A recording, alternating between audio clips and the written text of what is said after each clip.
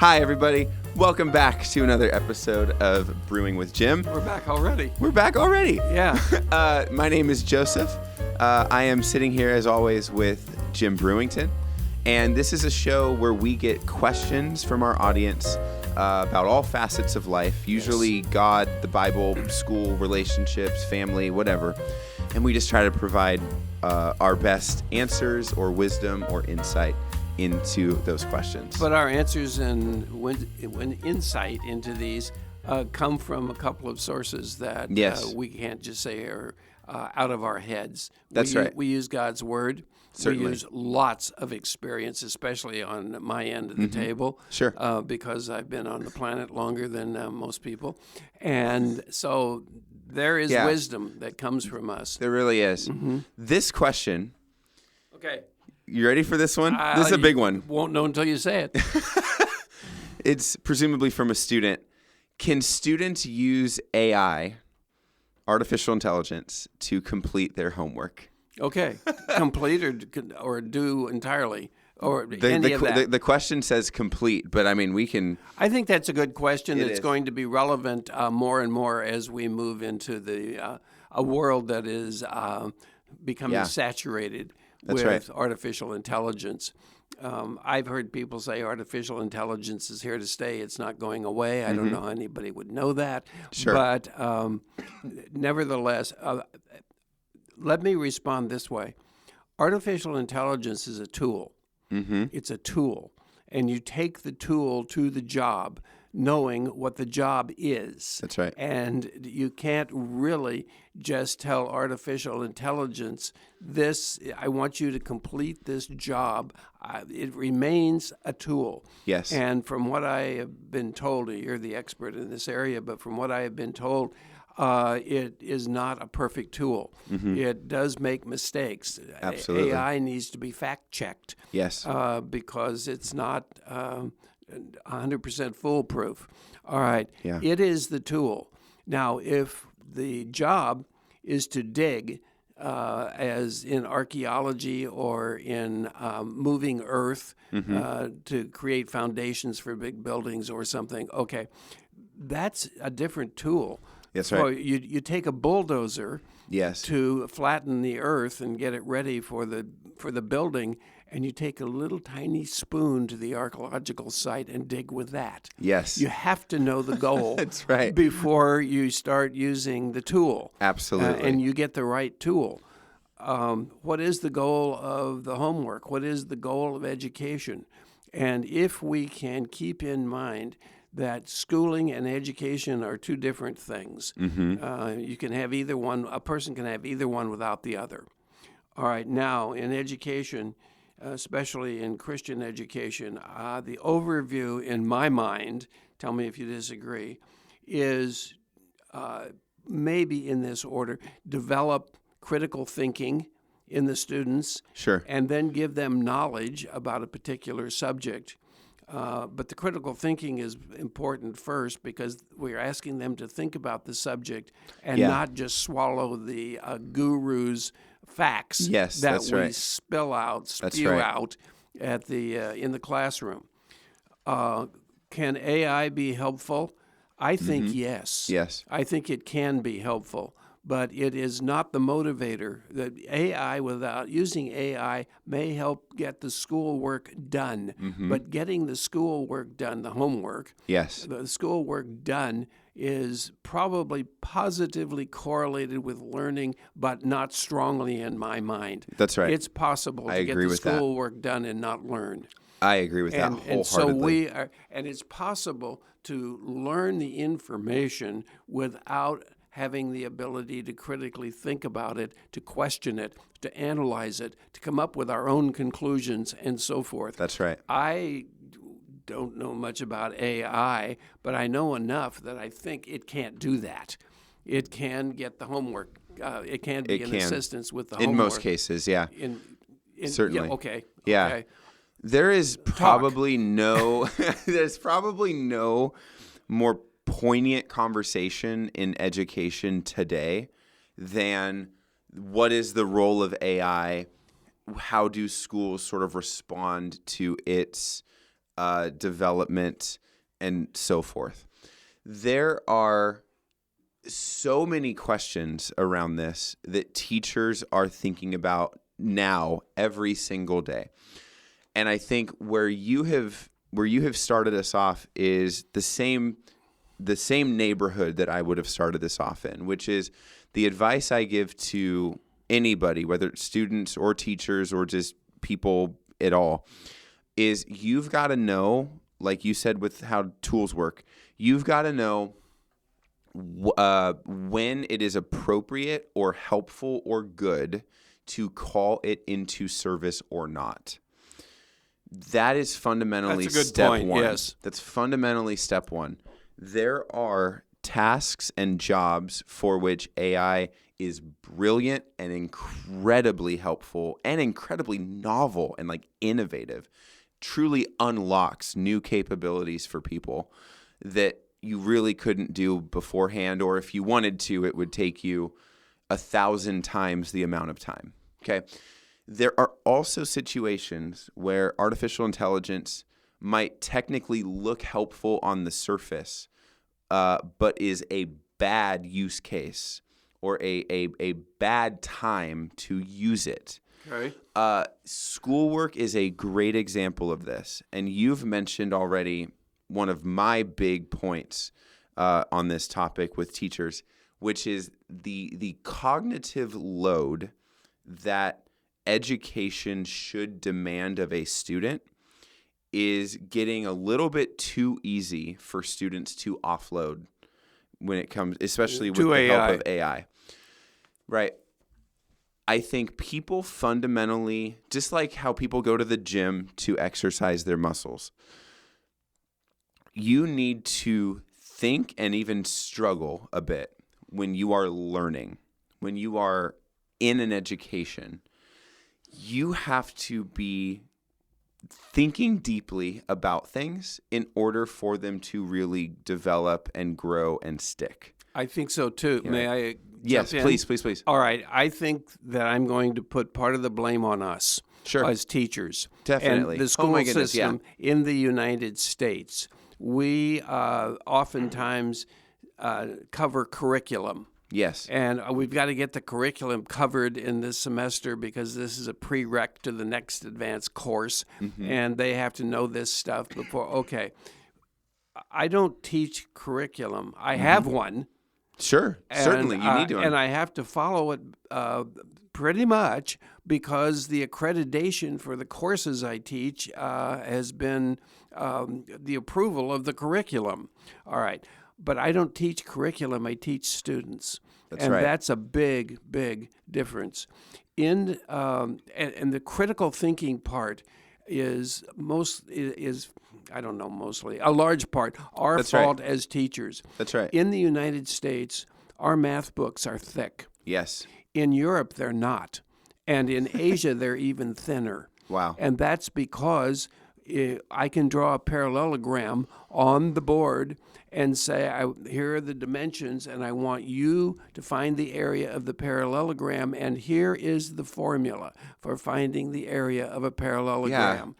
Yeah. In Europe and in Asia, I am told, they don't do that. They draw the parallelogram with the dimensions, and you figure out how to find the area. That's right. We will even put sometimes the formula for finding the answer to something on the test. Yeah. All they have to do is substitute. Is fill in the numbers. In the numbers. Yes. And we wonder at the end, why don't they have creative thinking? Why aren't they innovative? Yes. Why don't they come up with new ideas? Well, Yes. they don't come up with new ideas because the school has never required it. We feed them Gerber's strained algebra, and we spoon feed them this. Yes. I want my students to be spoon fed, but I want them to do the feeding. Yeah. And I want them to dig out the substance. That's right. Okay. There's also something here, if I may, that there is something to be said about, the kinds of assignments that we assign as teachers. I think this is where you're going. We can literally map it across, is this able to be done by AI or not? There are assignments, we can easily imagine assignments that AI can't do. For example, if your assignment is to have a conversation or a discussion in live in class with your peers, with your teacher, Right. yeah, ChatGPT can't literally do that to you or for you, right? But if the assignment is, for example, go out and write an essay, I'm not saying that's a bad assignment, like in principle, but there are certain assignments that just simply AI is not capable of doing as well.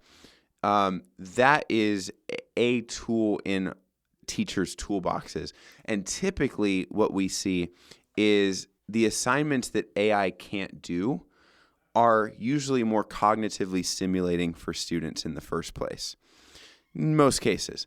For example, a discussion about a book is going if there's truly a deep and long discussion that a student is a contributing member of about a book or a reading, that is going to stick with them better than had they perhaps penned an essay with no other inputs or whatever, right? Okay. Yeah. All right. Yeah. There are so many directions we can still go in about this topic. I'm wondering if it's helpful to frame AI. I think we did this a couple weeks ago as an eager intern. Did I talk about that with the? Yes. When we had the question about Yes. AI with pastors, pastors use AI. I think this is a helpful analogy sermons. that I'll briefly mention again. I treat AI as a helpful intern or as an eager intern. An intern is somebody that you do not give, you do not let them drive. Full responsibility. Right. They're not the manager. They're not the boss. They are there to assist you. The minute that to you learn. make, and to learn, exactly. They contribute in unique ways and they're very helpful. Yes. But you don't give them the keys.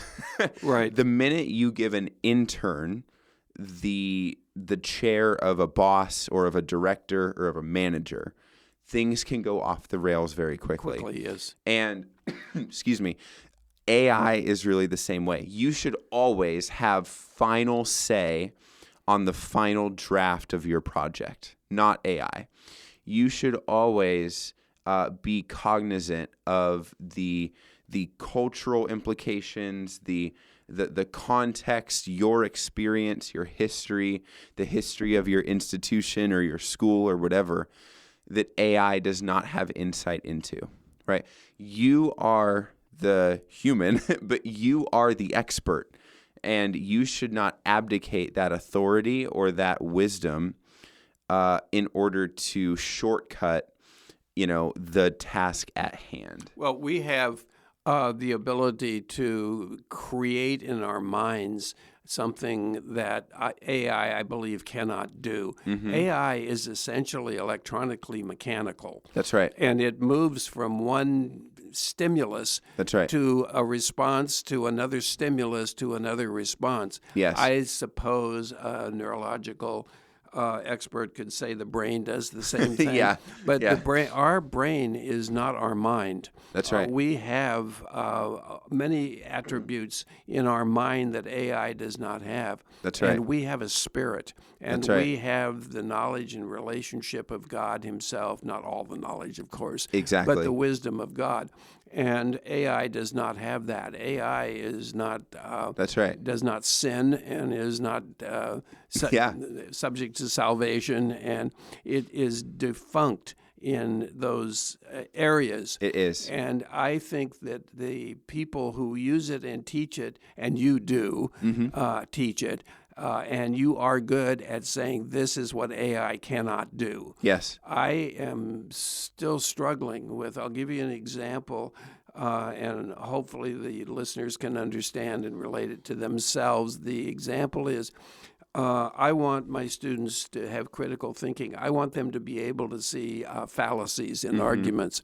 Well, there are logic fallacies. They're in books, in That's lists. Right. Most of them have Latin names like argumentum ad hominem. Yeah, that's right. When you, instead of attacking the concept, you attack the person who has the concept. Okay, Yeah. I want my students to see all of that, and I have probably have that at home in various books. Could I ask AI to just create and list all of the logic fallacies and put the Latin names in and the English names in and give an example of each one? If I could do that, I have a handout now that's valuable to me.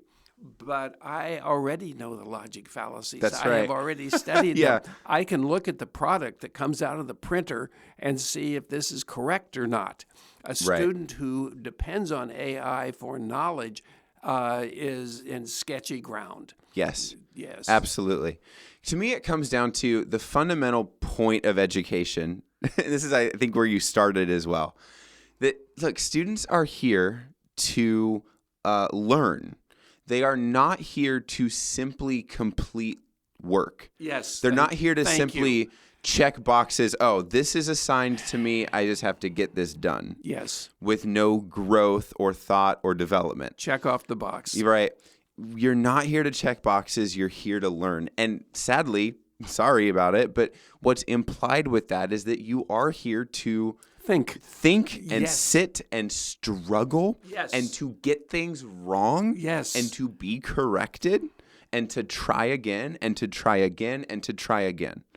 That's the process that develops you into a good and functioning adult person who can function in society and contribute well. Yes. There is a real, I think, stunting of growth that is awaiting a person, especially a young person, who simply uses AI to just check all the boxes, complete all the work, and never put any thought into anything. I've used this analogy before, that there is, I call it a cognitive debt. It works in the same way that financial debt works. Okay. You borrow against it money that you don't have, or in this case, a thought that you don't have. It starts to accumulate the more times you go back to that well. And so by the time you've spent and spent and spent, and you're so deep in financial debt, the same thing happens if a 7th grader starts using AI to complete all their assignments, and then they do it in 8th grade, and then they do it in 9th grade and in 10th grade. And by the time they graduate high school, they maybe haven't had an original thought in 6 years.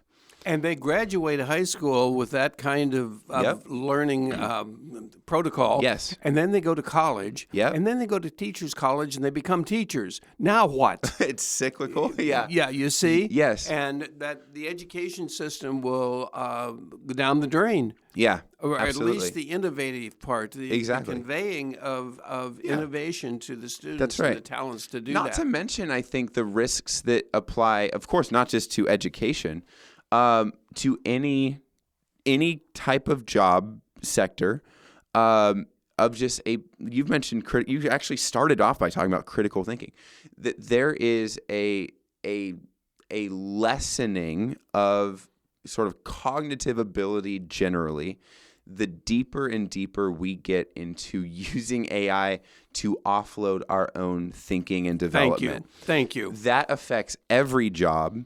That even goes as far, I'm confident in saying, it affects relationships.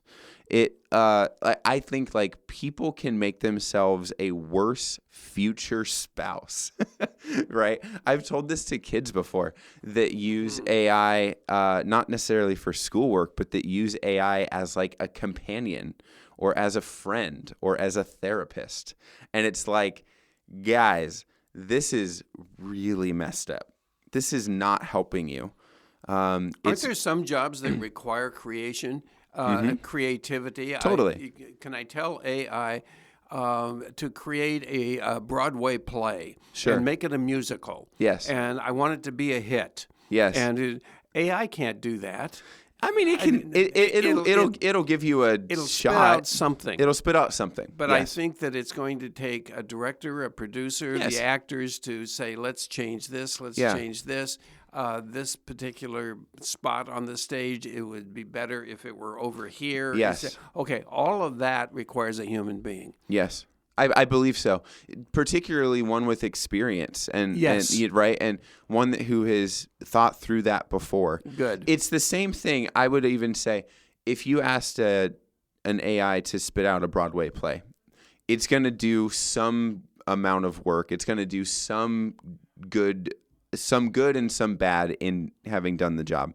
I think you get a similar result if you were to ask an inexperienced, someone who's never been a part of the theater, department or whatever. Okay, yes. If you asked me to write a Broadway play, I'm also not going to know what I'm doing. Right. Right. It's that kind of thing. Me too. If you fail to sort of build up your experience, which you get, by the way, by trying and thinking and again struggling and failing sometimes. and failing plenty of times, Yes. then yeah, like you're not going to actually get better. You're never going to have the ability to write something that is particularly great. So, in summary, what approach should a person have when they're making a decision about doing homework with AI? I think that we have concluded know the goal. Know the we goal. We can't expect the students to know the goal. Sure. They are taking classes. They have no idea how I'm ever going to use this. Sure. But they may well use it sometimes. Yeah. So how do they determine? They really don't if they're junior high, even high school. Sure. The teachers should tell them, you may use AI for this, don't use it for this. Yes. That is assignment. Yeah, that is 100% where I was thinking we should conclude is that, again, schools these days are thinking about this, and they should be, at least. If they're not, wow, please start thinking about this.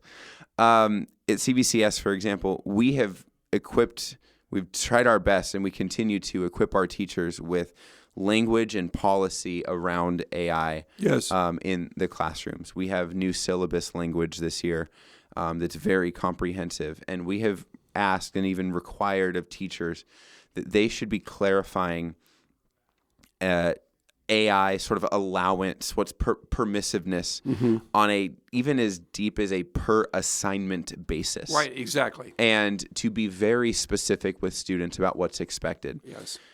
Students, if you're listening, and this question asker, presumably, should students use AI on their homework? Ask this question to your teacher. Don't just ask this question to a podcast. We're happy that you did. We're happy to talk about this. But ask this to your teacher, right? Because they are going to very directly tell you not just how and when you can use it, but why. Yes. And why that is their policy. The reason. And that will be very helpful for you as well.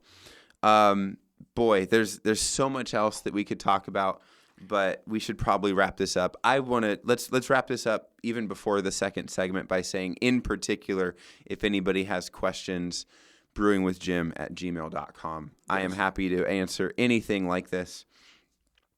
Because as the ed tech at CVCS, this is a significant percentage of what I'm thinking about on like a weekly basis. Okay. But let's jump to our second segment. This is the Surprise Jim segment. It is a question that you do not know ahead of time. Jim, you have been a pastor for many years. You've delivered, if you had to throw out a random guess, how many sermons have you delivered? I have no idea. In your career? Is it measured in the hundreds or thousands? Probably, I would say thousands. Okay. Yeah, probably. Teaching also. Yeah.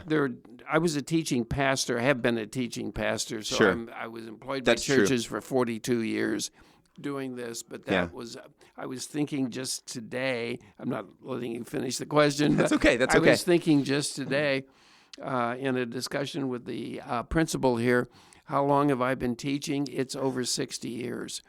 Wow. And it's incredible. But it's not all stand in front of a classroom teaching, standing in a pulpit preaching. That's right. Sorry for that. No, it's great.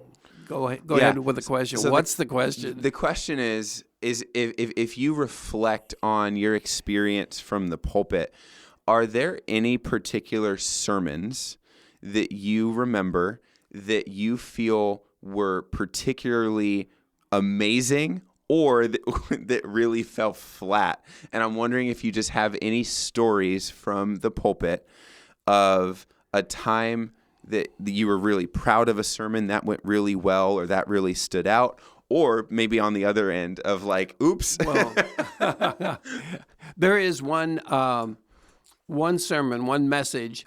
Message is sort of a euphemism for sermon now that's these true. days. Don't preach to me. Well, that's exactly what we're told to do. That's right. But there is one sermon that I preached that has longevity and has always. Here it is.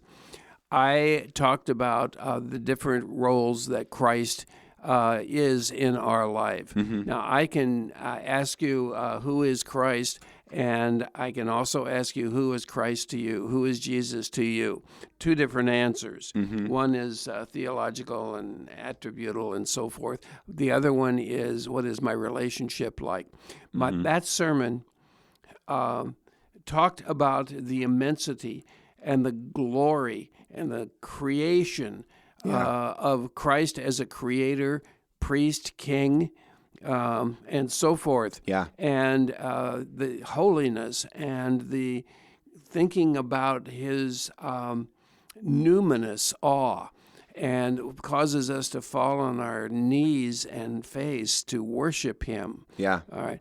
The other part of my relationship with him, he's my divine buddy who rides in the car with me and helps me find a parking space. That's right. And those two are accurate. Yes. Those two are available to us.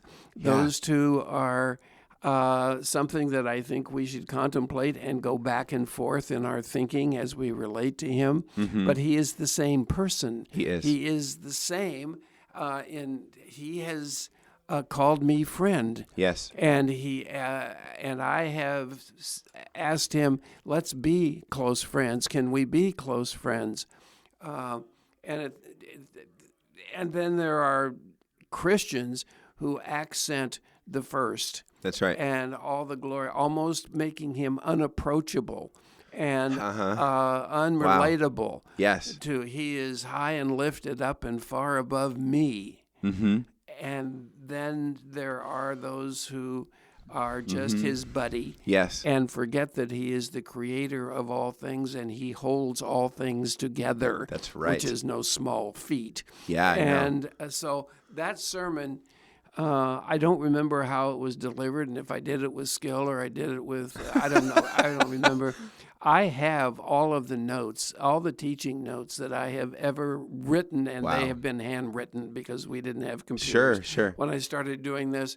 And I have kept them. They're now digitalized. And Really? Good. yes, I put them all on a format that I could hand somebody on a thumb drive, really. Oh, it's good. Years and years and years of teachings. That one stands out. Yeah. Now, the other part of your question was what fell flat. Yeah. I have my defense mechanisms has allowed me not to remember anything that fell that flat. I'm sure that there are some. I had I seem to have preached in such a way that I retained the attention of most of the people in the congregation. Good. There was a woman, once I was standing by the door, the front door, as people were exiting, as we used to do. And there was a woman who came up to me and said, "You put me to sleep." Oh, my goodness. And I thought because she had narcolepsy or something, she would Sure, fall asleep sure. all the time. It was an ailment. It wasn't the preaching, you know. I thought, well, the air puts you to sleep, Sure. lady. Oh, my goodness. But What a thing to say. I do. What's going through Well, her I can- mind of I- I know what I'm going to tell I can him. deal with straightforward comments better than I can with beat true. around the bush, and I don't know what you're saying. That's true. You know, That's true. anyway, there's my answer to that. I love it. That was That's hilarious. It's funny, and we won't do this now for time's sake, but as you were answering that, I was thinking, oh man, I could ask this about like teaching experiences as well. what lessons have gone well versus which ones have fell flat. There's plenty of stories from probably both of us about those. But what about which Brewing with Jim episodes have fallen there you go. flat? Oh, Yeah. that's Well, a we pretty had fun one too. once that was so bad that I said no. Yes, Cancel. We're not putting that this is out. true. We started It was over. so bad. Yes. Yeah. Okay. That's the glory of recording. It's is. not live. It's the best part about podcasting is it's not live. We can edit anything, and we often do.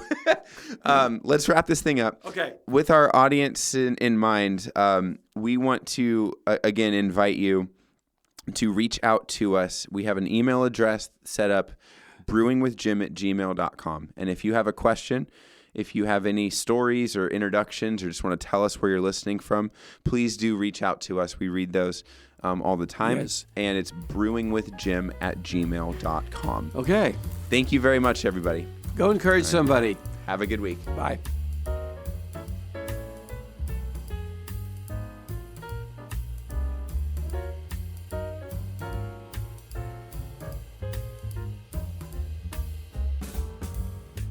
The topics that are covered and the answers that are offered during episodes of Brewing with Jim are designed to mine the wisdom attained from a life of pastoral ministry and care. They do not constitute professional or clinical training or expertise in the areas of counseling or mental health.